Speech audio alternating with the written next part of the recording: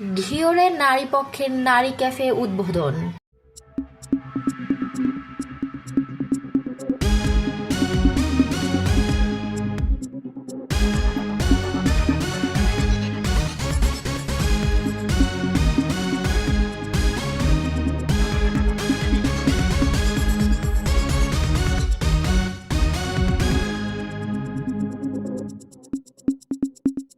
মানিকগঞ্জ থেকে আল মামুনের পাঠানো তথ্যচিত্রে দেখুন বিস্তারিত।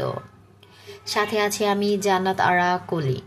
নারী পক্ষ একটি সদস্য ভিত্তিক নারী সংগঠন।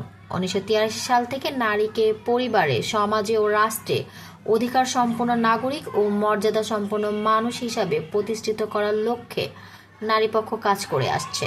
মানিকগঞ্জের ঘিওর উপজেলার বালিয়াখোড়া ইউনিয়নের বামনা বিকেএস পাবসস লিমিটেডের সভাকক্ষে বুধবার 12 নভেম্বর নারী পক্ষের নারী ক্যাফের উদ্বোধন অনুষ্ঠান অনুষ্ঠিত হয়।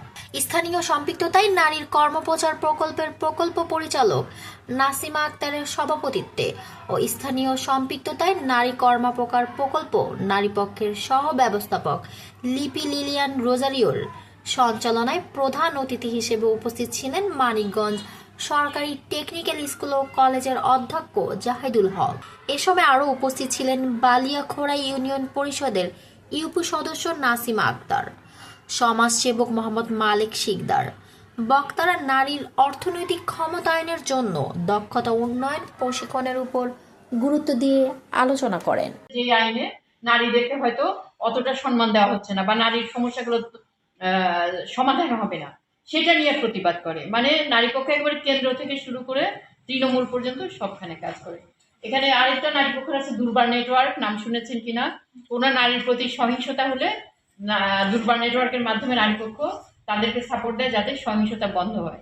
সে বাড়িতে যদি নারীর প্রতি কোনো অত্যাচার হয়, বাইরে হয়, রাস্তাঘাটে হয়, সবকিছু নিয়ে নারী পক্ষ প্রতিবাদ করে আর কাজ করে। তো একটা কথা বলেছি যে আমরা দক্ষতা উন্নয়ন নিয়ে আমরা কাজ করি। দক্ষতা মানে কি, আমি যে কোনো বিষয়ে প্রশিক্ষণ পেয়ে নিজে আত্মনির্ভরশীল হবো, সেটা ঘরে বসেও কাজ করতে পারি, উদ্যোক্তা হতে পারি, বা কোনো ব্যবসা বাণিজ্য বা কোনো জায়গায় চাকরিও করতে পারি। তো এইরকম একটা কার্যক্রম নিয়ে আমরা আপনাদের এলাকায় আসছি। সবাই আমরা অধিকার নিয়ে দেশটাকে এগিয়ে নিয়ে যাবো, এটাই আমাদের অধিকার। দেশটা এগিয়ে যাবো, আমরাও এগিয়ে যাব।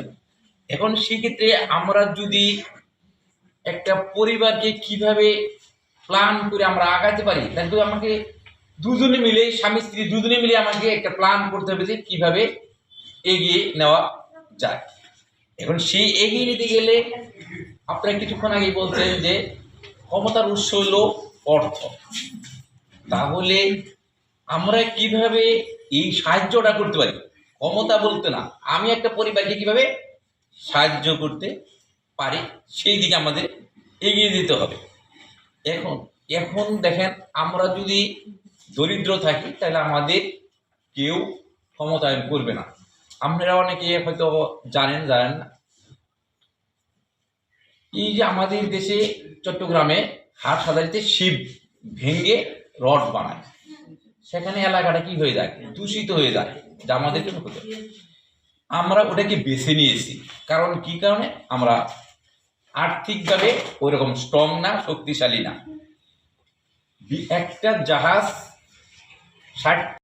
আপনার যে আমাদের উপজেলা ভিত্তিক যে আপনার বিউটিফিকেশন, ডিজাইন ফ্যাশন, এই সমস্ত কাজের সহযোগিতা, এবং কেউরা নিজেরা গিয়েই সবাই মনে করেন যে বেশিরভাগগুলাই করে ফেলছে, এবং কিছু আর্থিক সহযোগিতাও পেয়েছে, আবার যারা পায় নাই তারাও পাবে।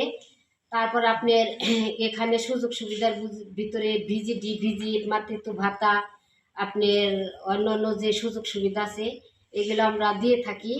নাকি কারো কোনো কাজ করতেছে